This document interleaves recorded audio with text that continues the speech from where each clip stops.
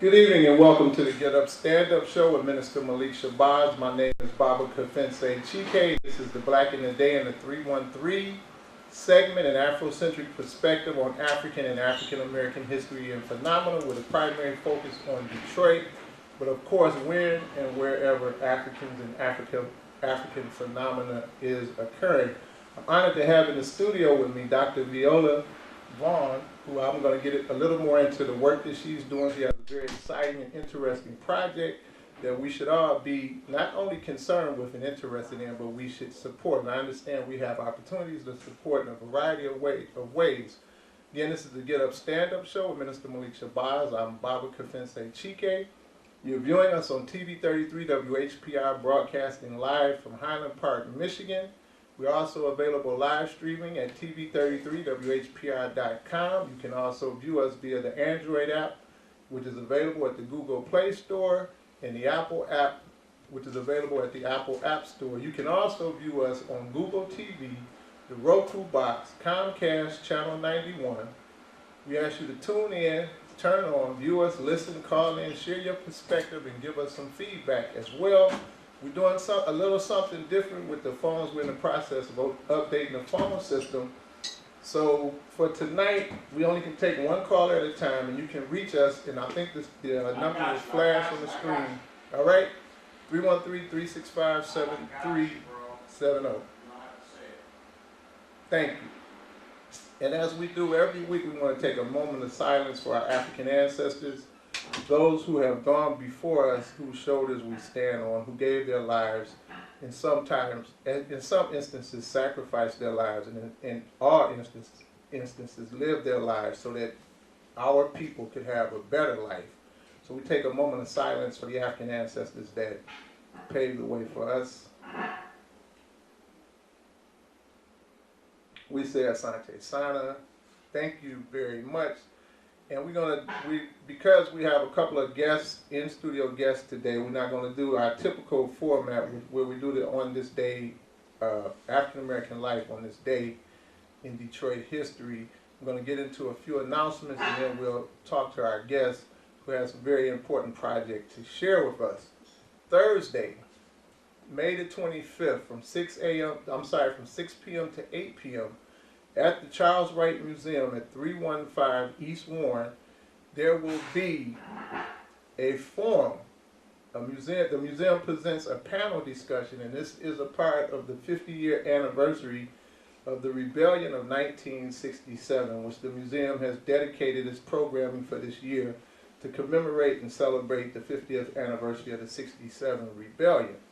Thursday, from 6 to 8 p.m., there will be a forum discussion on the 1966 Northern High School walkout in the Freedom School Movement Forum as part of the Right's ongoing celebration of the Year of Rebellion commemorating the 1967 Rebellion.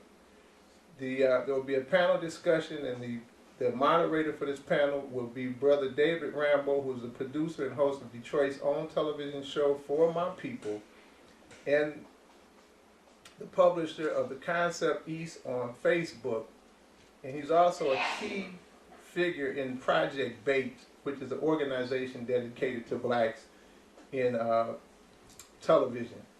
He will be the host and moderator, and David Rambo is actually an institution in Detroit itself. He does the Concept East program institute on Facebook, and the Concept East, I think I'm going to do a show on that, because Concept East was a political arts institution, if you will, during the Black Power movement that was very popular in Detroit. It was similar to the East, which was in Brooklyn, New York.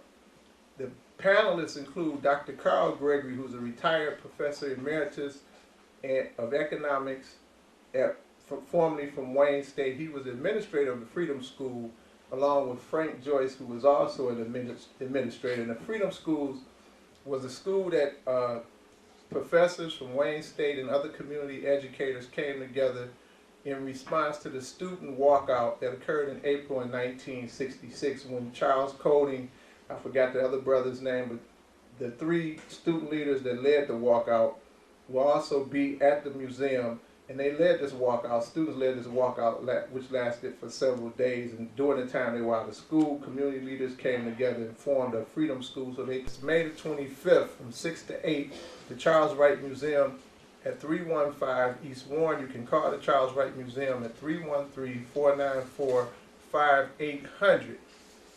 Also, this weekend,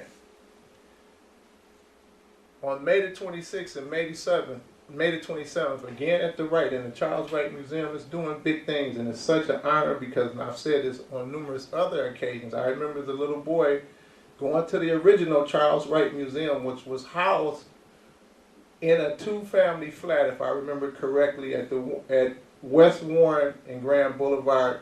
And of course, part of the house was Dr. Wright's practice, and the other part of the house was a museum. And I remember going there not that long ago when I was 10 years old, which was in recent history for me. Anyhow, 2 days, the African Liberation Day, Charles Wright Museum, Friday beginning at 6 p.m., Saturday beginning at 10 a.m. The African Liberation Day committee that will be in studio also to talk about what we can expect. The special invited guests includes Dr. Ron Daniels, Dr. Julianne Melvo, attorney Nkechi Taifa. Ron Daniels is the director of the Institute of the Black World and also a political scientist.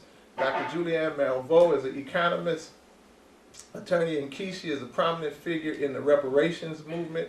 Congressman John Conyers, who needs no introduction, and a brother named Cam Howard. This will be 2 days of cultural presentations, lectures, presentations, an African marketplace, and an ancestral tribute to our local fallen heroes and sheroes, and some of those to be honored who passed: Mama Jendai Iyi, Baba Tigamba, and Baba Kamal de Ajara. Also, June the 10th, Rebel Music presents Molly Wop with featured guests appearing along with them. And I think one of our in-studio guests will also be featured with Molly Wop that day. Maybe we can get him to spit a couple of rhymes before he leaves. This is at the Wright, 315 West Warren, June 10th from 7 to 9 p.m. And Molly Wop plays a little bit of funk, a little bit of hip-hop, a little bit of reggae. They keep it black for sure, and if you go check them out, you're going to get a little bit of everything that black people do when it comes to music and the spoken word. They'll be at the Charles Wright Museum on June 10th from 7 to 9. Tickets are available at Brown Bag Tickets. Also, there's another event the same day focusing on Black Detroit. Former Detroiter.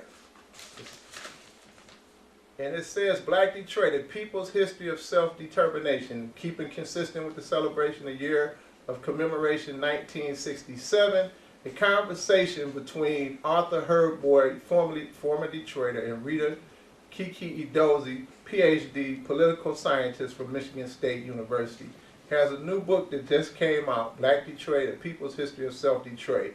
Herb Boyd will be doing a book signing from 3:30 to 4:30 p.m. You can leave the book signing, go have a little lunch somewhere close by, preferably a black restaurant. Come back at 7.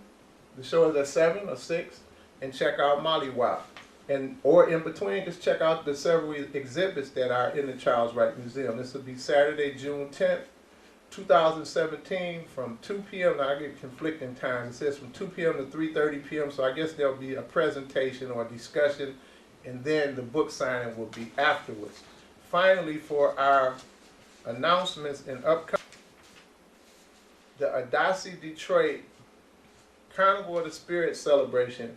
Adasi, the African Diaspora Ancestral Commemoration Institute, invites you to join us at Belle Isle for our 18th annual Carnival of the Spirit, where we commemorate, venerate, and celebrate the spirit of the African ancestors lost during the Middle Passage. This will be at Belle Isle at 7 a.m. We ask you to come out. If you can, wear white. If you can't wear white, wear some African clothes. If you can't wear African clothes, the most important thing is that you bring your soul, your spirit, and your energy there. We'll be dancing, singing songs, and venerate the spirit of those that were lost in the Middle Passage. There were literally hundreds of thousands and millions that did not complete the process that resulted in many of our ancestors being dispersed throughout what's now the African diaspora. For more information on the Adasi event, you can reach us at 313-622-3806. or 313-595-5526. Now to our in-studio guests, and I appreciate you being patient. An honor and both a privilege. I have in studio Dr. Viola Vaughn, and in studio but not on camera, Sister Jacqueline Morrison. And Dr. Vaughn is a former Detroiter living in Senegal, West Africa. She's working on a project called Project Possibility, which I understand is sponsored by the Women's Health Education and Prevention Strategies Alliance. That's correct. And I also want to mention the sisters that were instrumental, if not in full, partially, in getting the sister here to tell us about this project. And this is the Detroit Hosting Committee, which includes Dr. Cheryl Amin, and I think this MSWH is Licensed Medical Social Worker. Did I get it right? Yes, I think so. Also, Jacqueline, Medical Masters in Public Health. Right, okay. And Sister Hakima Ishmael, Mama Amal Muhammad, who's a very long-time friend. Sister Akua Budu Watkins, a long-time activist in the Detroit community. And is it Patha Jassy? Pate Jassy. And Rasika Vaughn, did I say her name correctly? Rasika Paul Sanders. Okay. Oh, okay. I just lifted the information That's from quite the all right. flyer. That's And I'll read the information that I have. Of course, there was a lot more information. I couldn't get to all of it, but I think this will help us give the guests, the audience, some insight to what we're doing. The Detroit CNN Hero Helping Children in Rural Senegal. And this says Detroit, May the 19th. I guess you arrived here and we're doing some things around the community. Yes. Dr. Viola Vaughn is a Detroiter living in Senegal, West Africa, is a 2008 CNN hero and founder and executive director of 10,000 Girls. That's a lot of people. A program of Women's Health Education and Prevention Strategies Alliance. Dr. Vaughn is in Detroit until June the 1st to announce and seek support for a new Senegalese initiative, Project Possibility, an exclusive educational experience for rural students with vision and hearing impairments, children living with hearing, vision, or mobility impairments in the remote rural regions of Kédougou, did I say that correctly? Kédougou, Senegal, have little or no opportunity to receive an education that will enable their dependence. Many families in the region believe that a disabled child family and generally refuse to spend the resources required to send these children to school. They're considered impossible, and because their births have not been registered, the government doesn't even know they exist. And I would think this bias focus towards these children definitely has a lot to do with economics. Maybe you could explain that a little more, which makes me think about the degree that Africa is exploited or has been exploited in that whole piece. Dr. Vaughn is available for media interviews and to share the transformed story of Senegalese village girls with presentations to small or large groups. The Detroit Host Committee has established a GoFundMe page, and that's at GoFundMe.com/help Senegal's deaf blind one word children to raise funds needed to expand the WHPSA educational programs to unserved deaf and blind children. The media public, and that's the event that already passed, so I won't mention that. They can reach you directly via email at WIS2, that's all one word, at AOL.com, or contact Dr. Vaughn at 313-720-6291 for more information or to schedule a presentation. And I give you Dr. Viola Brown. As we were coming into the studio, we were talking about how long it's been since you returned home. I don't mean come back here, but I mean return home back to the continent. I think you said as far back as 1970 something. So could you tell us a little bit about your repatriation to home? And as I look at the conditions going on in America, I think along with supporting these people, we may need to be considering repatriating ourselves so that we can act in a spirit of self-determination to do something for ourselves. And that's not a new concept, but go ahead. I live in Senegal, West Africa. I first went to Senegal in 1976.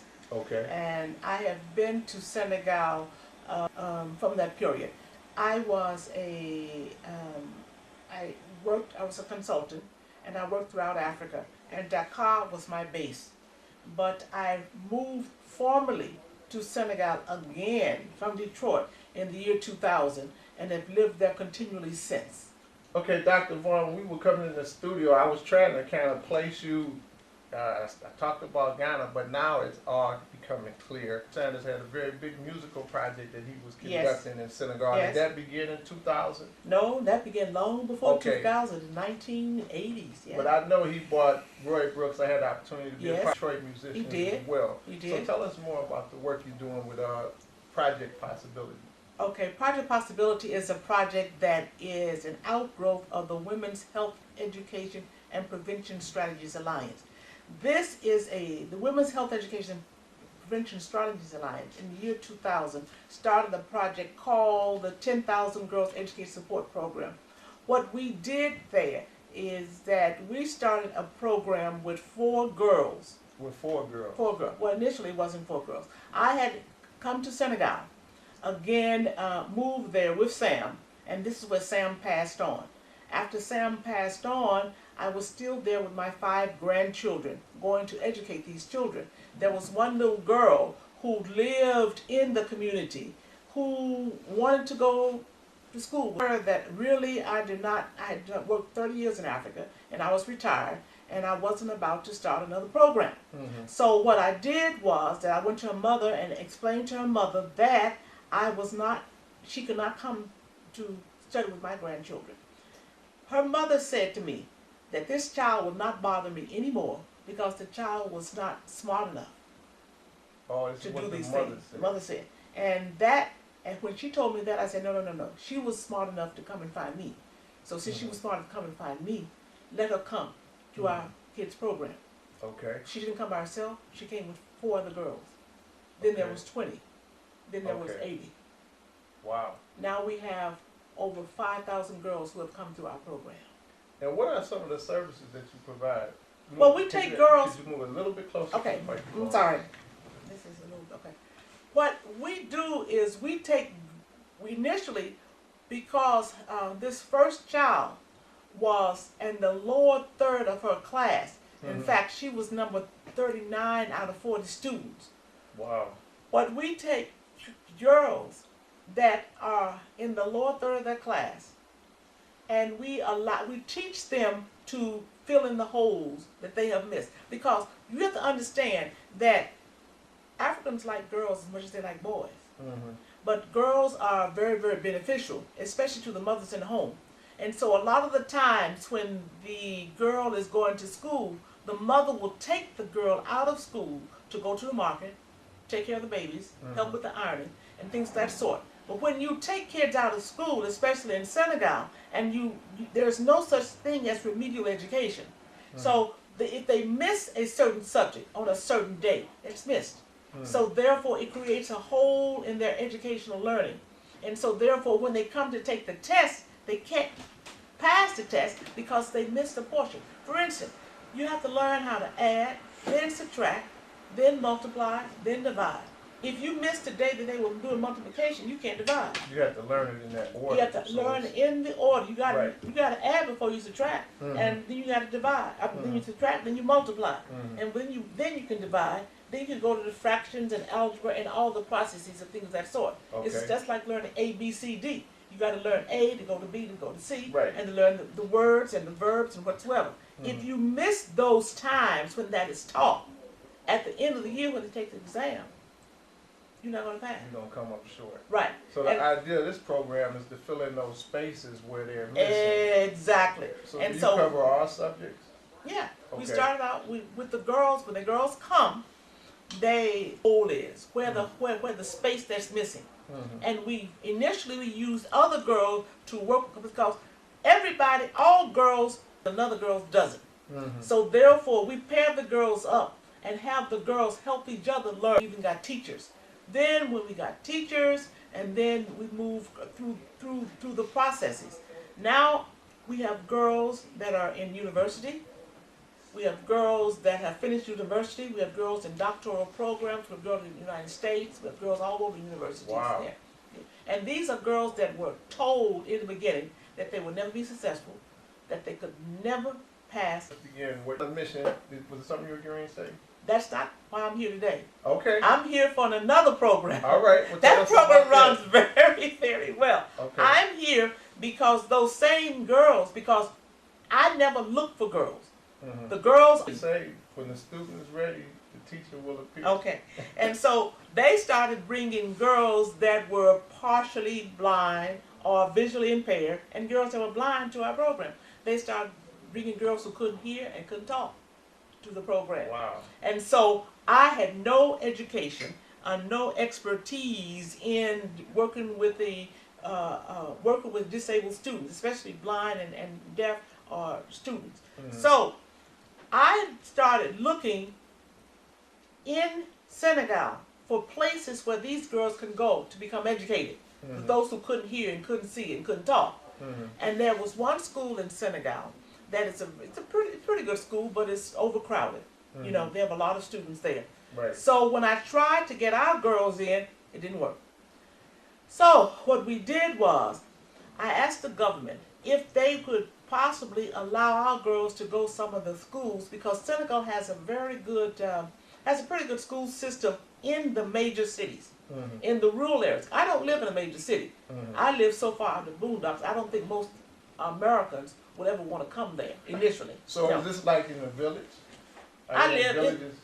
In a village, I live in a rainforest. Okay. I live in a forest in the mountains with the chimpanzees and animals. So you live in the suburbs of the village? No, I live in a rural area, a Okay. remote For area. real. I live in the forest, Okay. and I love it there. All right. I really, really like it there. Okay. Okay, because I lived in Dakar, Mhm. I've lived in Kaolack, I've lived in cities and towns and larger villages. Now I live in the peace and the calm of a rainforest. Okay. Okay. Now, in our particular village, our village is 14 miles from Dakar. And being 14 miles from Dakar is very, very difficult to get there. And so a lot of to this particular area.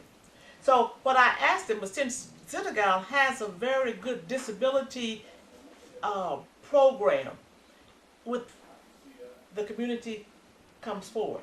Mhm. So what I did was ask them the number of girls or the number of kids that were blind and disabled, so I could put a package together so the government could fund it for the public schools.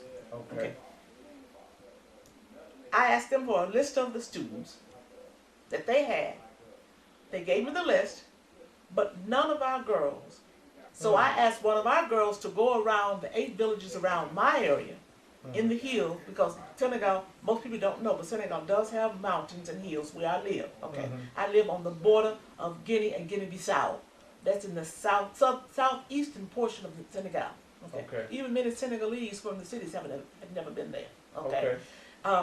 So what I found, that I found 41 kids within 1 week that were disabled, that were not on the government list. Wow. So I asked them to incorporate them into our village school system. Mhm. It didn't happen. Okay. I wrote a project, I wrote a program, it didn't happen. Okay. So this year, it was like they just told me, well, since you found them, you take care of them. Mm. Okay. So what I'm here to do is real simple. I want the kids that we found to be incorporated in, already have facilities. We can bring these kids and to start beginning with them to learn things we have to do first. First of all, they are not legal. That means they have no birth certificate. Okay. So we have to get birth certificates. Okay. We have to make sure that they are so-called, it's the same process that you have here in Michigan. Okay. In Michigan, you have to make sure before a child is blind, before it can receive services from the Michigan Department of Social Services for the Blind, they have to be it has to be legally determined that they are blind. It's the same process in Senegal. Okay, we got a caller right quick. Yes. Good evening, caller. Welcome to the Get Up Stand Up Show. Could you tell us your name and a quick comment, please? Hello? Hello? You need to turn your music down. Go ahead. Maybe we the don't- person didn't understand. Well, What? we don't have a lot of time, so Anyway, we can hear their music loud and clear. so what we had decided to do was to make sure the kids get birth certificates. Mhm. Then to take them to make sure that these kids are declared blind, visually impaired, or deaf, or whatsoever, so that we can apply to the government to get some services for them. Mhm. Also to recruit girls and volunteers to start working with them, because the children, when we collect the children from where they live in the surrounding villages, they have to come and stay with me. Okay. It's a barrier-free environment Mhm. and a barrier-free classroom accommodate to them. accommodate the Mhm. kids. This is the main reason I'm here, to look for Detroiters and look for people anywhere in the whole wide world, wherever your clients are, wherever Okay. people are, to assist us. Because even with the other foundations, I've talked to different foundations, no one wants to assist unless we can prove that these kids are deaf. Okay. So we got about 4 minutes left for this. Of course. GoFundMe page. Okay. Do you have the thing for the GoFundMe page? Is The that GoFundMe blind, deaf children. Okay. Okay, and my name is Viola Vaughn. This is one thing. Also, at some point, we're going to need experts who can assist us with blind and deaf children. For the blind and deaf children, the kids who can't see, how are they going to learn sign language? Right. Because everyone in this inclusive school that we're determining, all the students, those who are not blind and those who are blind, those who are international sign language, all of them will learn Braille, along with the French, English, and Arabic. So now, you're gonna have blind students are gonna have to learn sign language. Yeah, Wow. because it's inclusive. Right. I In understand. inclusive, you learn everything everybody else is Okay, learning. so that you can communicate Exactly, on every level. because blind people are not separate from the community. They're Right. right there. And why shouldn't you learn to communicate with them as they learn to communicate with you? That's a very good point. But of Mhm. course, we know most of us don't think like that. Oh, well, okay. Particularly the able-bodied, right? Okay, Mhm. okay. So can you say But some let me more tell you about how something else people can help? about being able-bodied. Mhm. I was just in Kalamazoo, Michigan. And in Mhm. Kalamazoo, Michigan, you have a Michigan Services for the Blind, a school that works with blind, called Blind Adults. Recently and blind within the last 1 or 2 years, from several things, from diabetes, from chemotherapy, Mhm. from other illnesses Mhm. that were so-called able-bodied it seemed.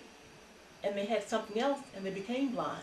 Okay. So you never know when You said that, it just reminded me of, I've had several friends that are disabled. They usually refer to the able as temporarily able because, as you said, we never know exactly. what can happen. And with diabetes, stroke, all of these type of things, particularly seemingly to target African people, it seems like it's becoming an increasing possibility for many of us, particularly as we age. So do you have any closing comments or statements you'd like to make in terms of, will you be appearing anywhere else between now and June the 1st? Yes, I will be at the Charles Wright Museum on Saturday.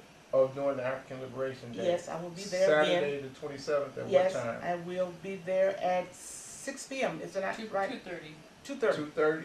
You'll be doing Okay. a presentation. Yes. And this is very appropriate for the theme or the focus of this. It's very, very important. Of course, African Liberation Day was established to help to connect those bonds amongst African people throughout the Pan-African world. And there are a lot of people that talk about African liberation through education, but how many people are actually doing it? That's a good question. Now, we're over there doing it, That's and true. there are a few of us over there doing it, but there's only rest of you. Well, we've had several African-centered schools. Okay, And okay. so I think we're going to close out this segment of the Okay. show. Any closing comments? Let me just reiterate. Dr. Viola Vaughn, a Detroiter living in Senegal, West Africa, the 2008 CNN hero and founder of the executive director of 10,000 Girls. Dr. Vaughn is available for media interviews and to share the transformational story of Senegalese village girls with presentations to small or large groups. The Detroit Host Committee has established the GoFundMe.com helps synagogues, deafblind children. And again, she'll be appearing at the Charles Wright Museum at 2:30 on Saturday, May the 27th, with more information about this very, very important program, Project Possibility. And of course, it's essential and important that we reach out to our brothers and sisters in Africa. You have a closing comment? No, thank you. We Thank say, you for allowing me to how go. about Gerald Jiff? Alhamdulillah. Thank you very much. Okay, merci. Okay.